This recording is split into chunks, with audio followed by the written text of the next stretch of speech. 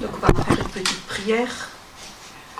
Père du ciel, ce matin, tu veux nous enseigner et tu veux nous nourrir par ta parole pour nous faire grandir, pour que nous ayons des forces pour marcher par l'esprit, marcher dans les épreuves, pour que nous soyons victorieux tout au bout. Seigneur, je te rends grâce et je te bénis. Dans le nom de Jésus. Amen. Amen. Et ce matin, nous allons parler du sacrifice de l'agneau. J'ai choisi ce thème parce que j'ai été touchée par l'obéissance et la soumission de Jésus à la volonté du Père. On dit toujours, oui, je veux faire la volonté de Dieu. Mais pour faire la volonté de Dieu, il faut obéir à sa parole. Et ce mot obéir, ça coûte, hein? Obéir, être obéissant à la parole de Dieu. Et Jésus a lutté à Gethsémani. En Luc 22, je vais vous lire le texte de Gethsémani. Après être sorti, il alla selon sa coutume à la montagne des Oliviers. Ses disciples le suivirent. Lorsqu'il fut arrivé dans ce lieu, il leur dit : « Priez afin que nous ne tombions pas en tentation. » Puis, il s'éloigna d'eux à la distance d'environ d'un jet-pierre et, s'étant mis à genoux, il pria, disant : « Père, si tu voulais éloigner de moi cette coupe, toutefois que ma volonté ne se fasse pas, mais la tienne. » Vous voyez comme Jésus a lutté lui-même. Hein? Alors un ange lui apparut du ciel pour le fortifier. Étant en agonie, il priait plus instantanément, et sa sueur devint comme des grumeaux de sang qui tombaient à terre. Et après avoir prié, il se leva et vint vers les disciples qu'il trouva endormis de tristesse. Et il leur dit : « Pourquoi dormez-vous ? Levez-vous et priez, afin que vous ne tombiez pas en tentation. » Donc vous voyez comme Jésus a lutté. Hein? Donc nous, si nous voulons être obéissants à la parole, nous avons souvent des combats aussi. Hein? Et qui est l'agneau? Le sacrifice de l'agneau. Jésus est l'agneau. Il a été maltraité et opprimé. Il n'a point ouvert la bouche, semblable à un agneau qu'on mène à la boucherie et à une brebis muette devant ceux qui la tondent.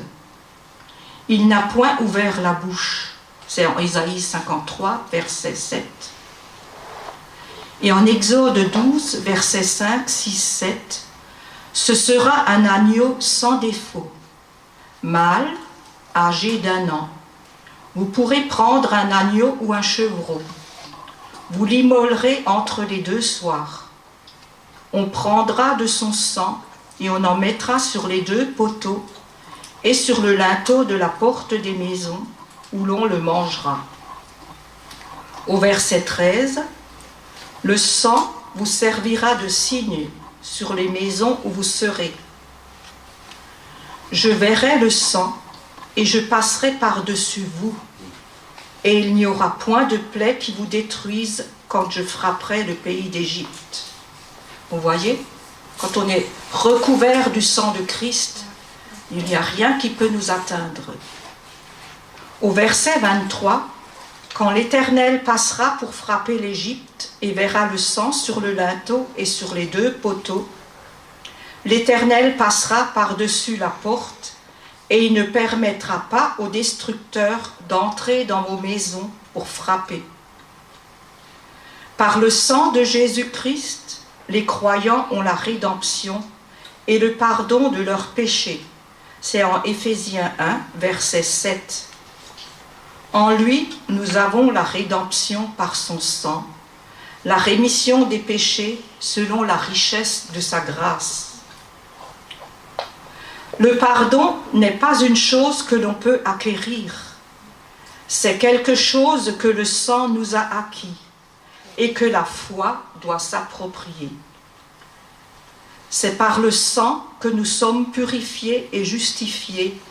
Romains 5, verset 9.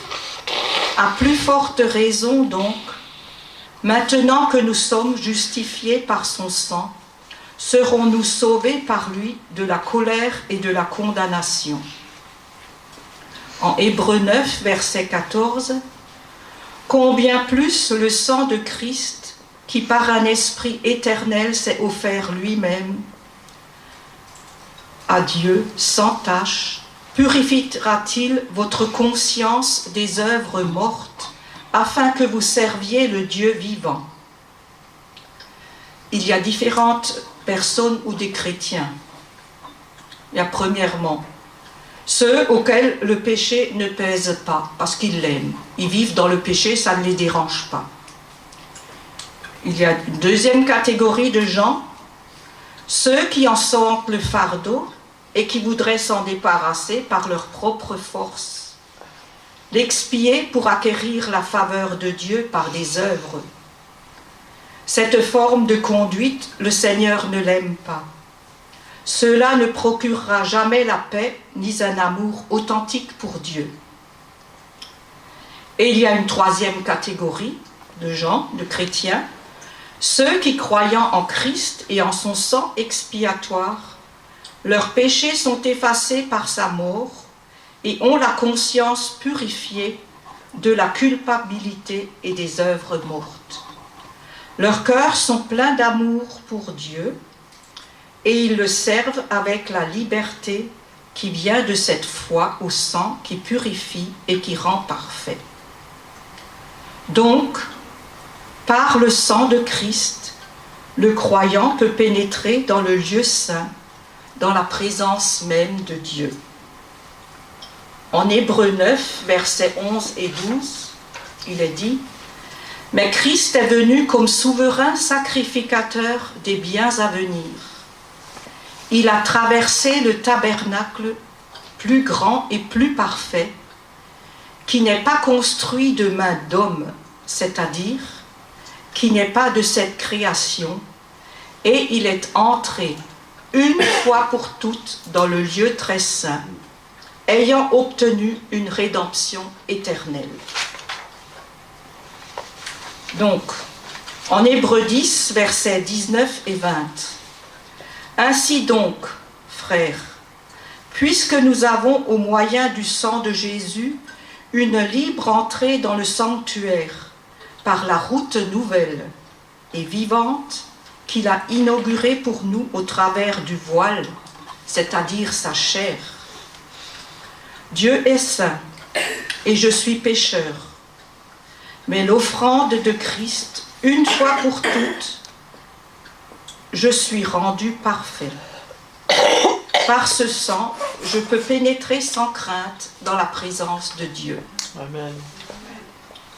En Apocalypse 7, verset 9, « Après cela, je regardais, et voici, il y avait une grande foule que personne ne pouvait compter, de toute nation, de toute tribu, de tout peuple et de toute langue.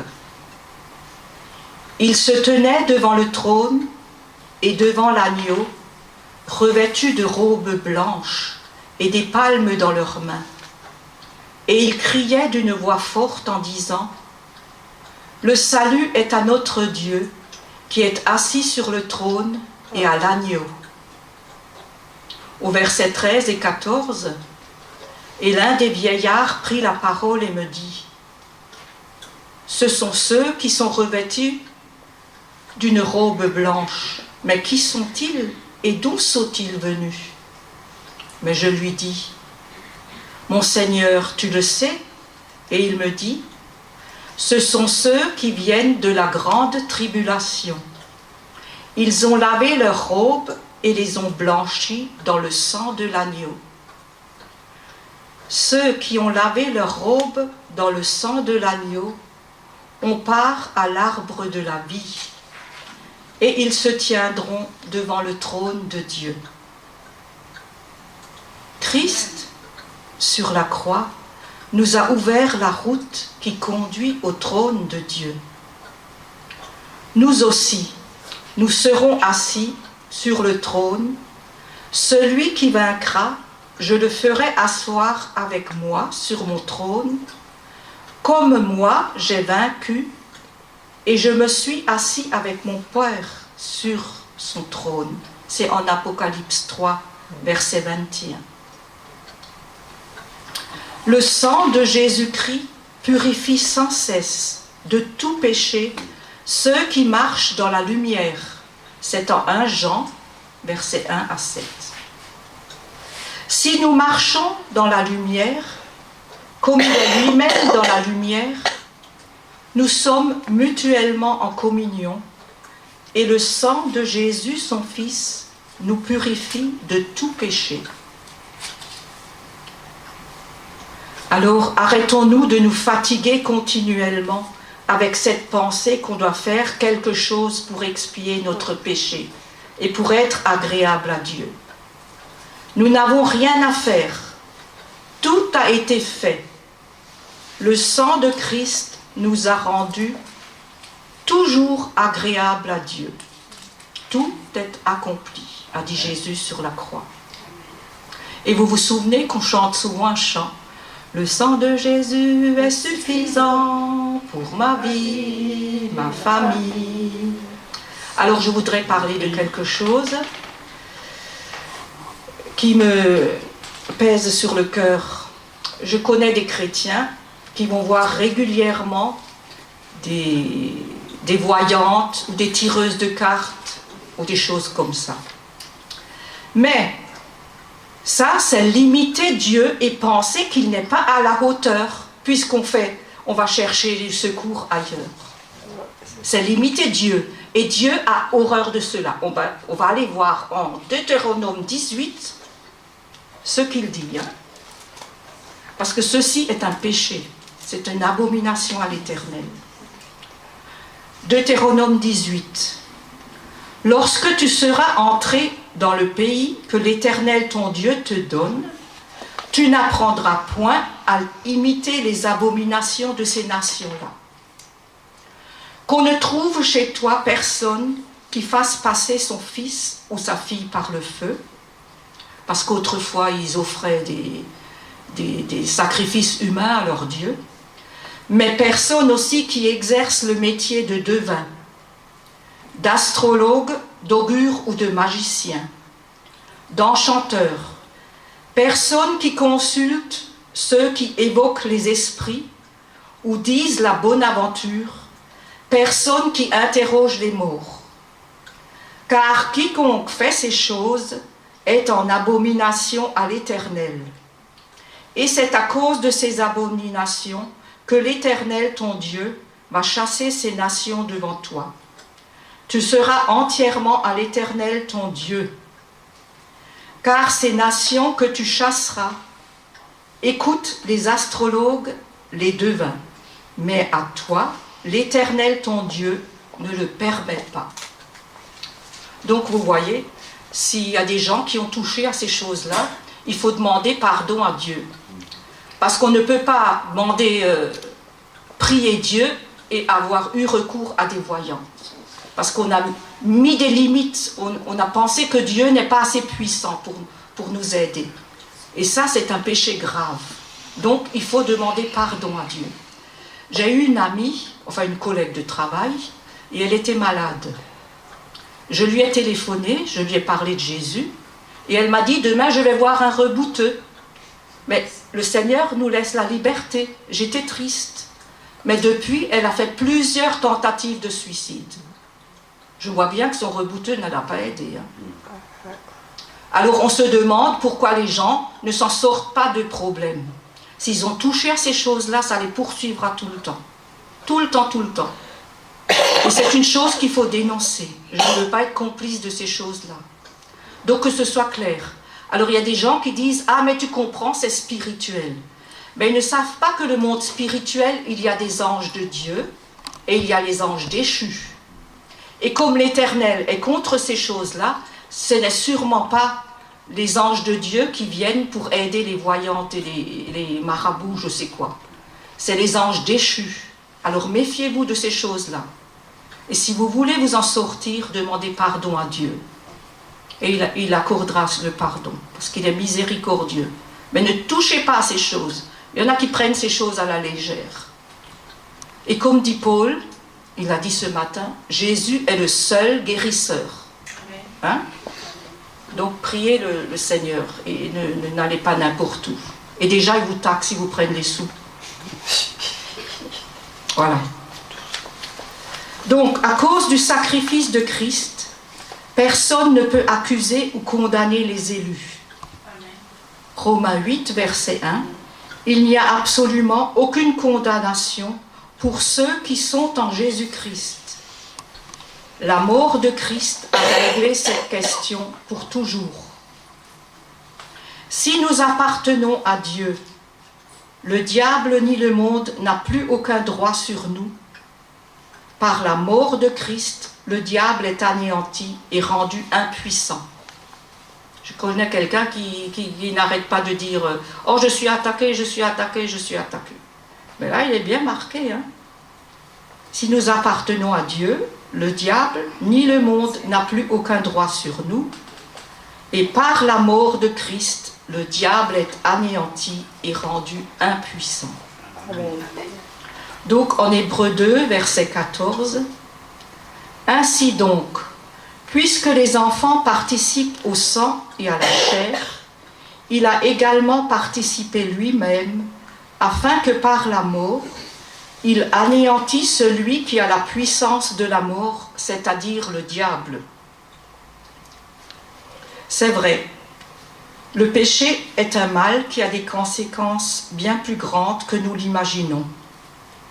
Mais le sang de Christ a une puissance et une efficacité supérieures. Et un jour, nous le découvrirons quand on sera dans l'éternité. Je ne peux pas parler uniquement du sacrifice de Christ sans vous parler de son aboutissement, c'est-à-dire la résurrection. En Acte 2, verset 24,